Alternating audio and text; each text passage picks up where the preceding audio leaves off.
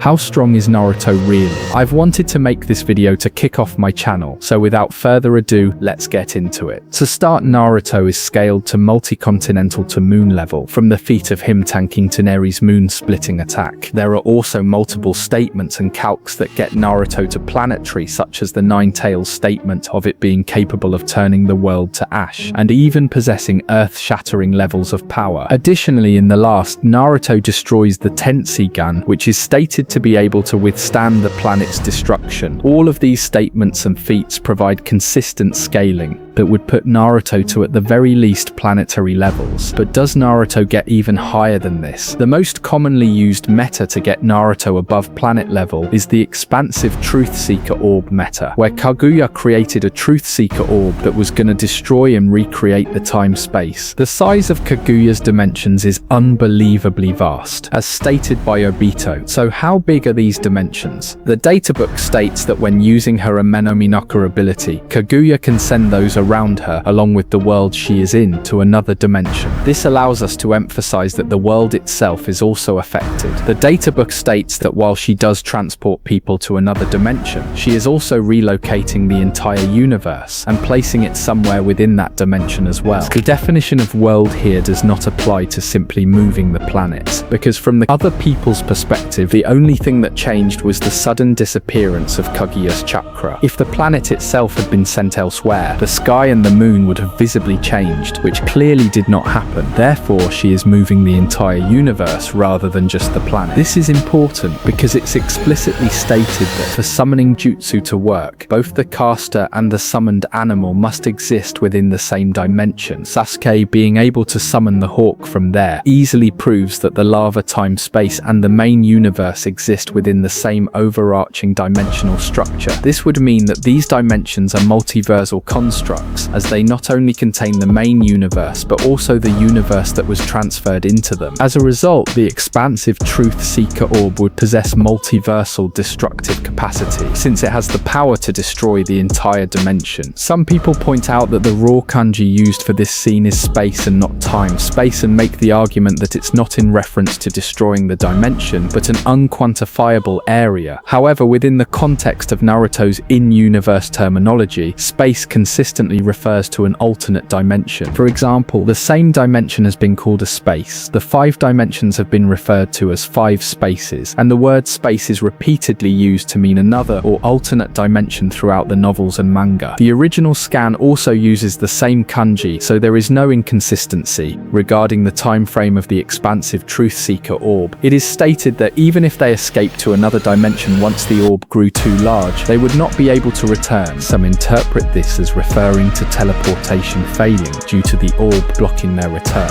However, the phrase "even if we escape" already assumes that the Truth Seeker Orb has reached their coordinates, which better supports the interpretation that they would not be able to return because the dimension itself would be gone. This is further confirmed when Naruto and Sasuke state that to stop it, they must seal Kaguya quickly, implying that the orb would detonate after a short period. But more concretely, the Daba book provides us with a statement that it can obliterate the world, which is an implication of destruction in a brief amount of time. We can also examine why the expansive Truth Seeker Orb is not simply a hacks-based ability that doesn't scale to Kaguya herself. The Daba books state that a Truth Seeker Orb is highly concentrated chakra in a condensed state, and is even directly similar to, I kid you not, a tailed beast bomb. And we actually see this similarity as Naruto is able to turn the Truth Seeker Orbs into a tailed beast bomb. Rasen Shuriken and Obito is also able to turn them into similar explosions. In addition, Kaguya's Truth Seeker Orb is directly stated to be the same as the regular Truth Seeker Orb, hence same effects can be applied. So the Truth Seeker Orb is just a highly concentrated chakra, similar to the tailed beast bomb or the death ball from Dragon Ball. And naturally, Kaguya, who produced the attack, would scale to it.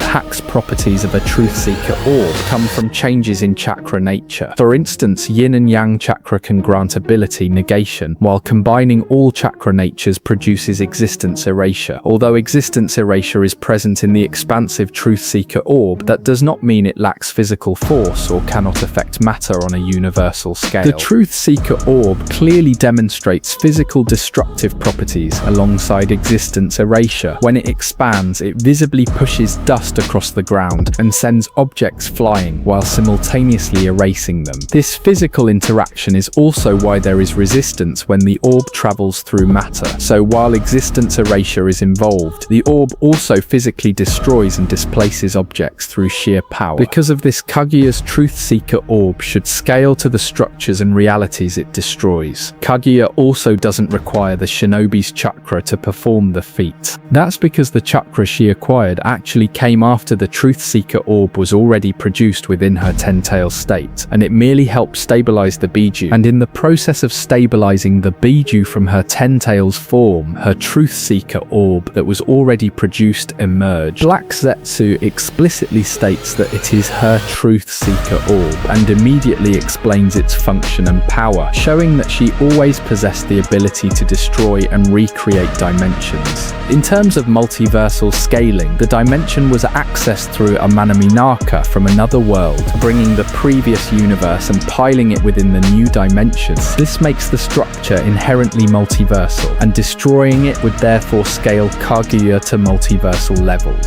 Since Naruto is able to damage and contend with Kaguya, he would scale to a similar level. He also possesses comparable chakra, as Black Zetsu states that Kaguya would lose out on a significant amount of chakra by failing to take Naruto's. The multiversal scaling for Naruto gets even more concrete, as it being able to destroy the main universe alone would be enough for it to be multiversal. This is because the main universe, even by itself, is actually a macrocosm containing multiple space-times. This is supported by statements that the Sage regions exist within the main universe despite being separate dimensions. These dimensions are also shown to have their own different skies and their own celestial bodies. There's also this statement that's actually mistranslated, but the original Japanese actually calls it a world that's of this world, yet not of this world, which proves that these are in fact their own distinct universes, but of the universe at the same time. This is absolutely fascinating to think about, and it would actually count as a multiversal construct, with at least 4 universes in total. So Naruto can easily be scaled to multiversal levels, and not simply cap at universal or at the low end of multiversal with 2 universes. There are also additional universal plus feats within the series. For example, in the new arc, Samire's Gozu Tenno siphons chakra from the village's children into another dimension where a beast resides. This realm is repeatedly referred to as a world or another world, often in direct comparison to the main universe. Multiple depictions of sunlight within this dimension further establish it as a full universe. And after the Gozu Tenno gets destroyed, the chakra starts going out of control, and it actually starts collapsing the entire dimension. This easily scales the energy output to universal. And at the very end, there is also the final explosion of the dimension. Naruto's chakra should scale above the amount gathered through the Gozu Tenno, but also Nue is actually able to resist and hold back the explosion, which would scale the beast's durability to universal, and Naruto is stated to be able to take out the beast in its stronger form, which would once again scale Naruto into universal plus. In terms of speed, there are countless databook statements that place Naruto characters at light speed. However, the databook statement of the Raikage being almost the speed of light is often misunderstood, and some people try to use it to downplay the speed of other characters. However, this is invalid, as the original translation says at the speed like light rather than at the speed of light, which holds a completely different meaning. There's also the fact that the statement is not referring to singular characters, but a technique that has been passed down through generations and used by people of varying power levels. So the statement is actually describing the technique being normally fast, which is why it's described as fast like light. Hence, it being a speed like light would not be quantifiable for scaling. And when it comes to the other light speed statements, some people might try to push an inconsistency by saying weak characters are light speed and characters that are way stronger than them are also light speed. However, this can simply be explained as the term light speed is referring to all speed that's equal to and above light speed and not necessarily capped at light speed, as the light speed can just be a tier of speed and not necessarily an exact measurement. Furthermore, the authors would not go out of their way to say the attacks are 30 times the speed of light or 500 times the speed of light, but simply describe it as light speed for simplicity. velocity. Therefore, Naruto should be capable of reaching faster than light to massively faster than light tiers. And one depiction of his unbelievable speed is when Momoshiki absorbing the chakra from beyond the parallel universe that he made, which would need to travel deep into massively faster than light plus speeds. And Sasuke is actually able to perceive the flow, demonstrating reaction and perception speeds on that level, which would also scale Naruto accordingly. So in conclusion, Naruto scales to low multiversal with massively faster than light speeds. And if you guys like the video, please like and subscribe for more content.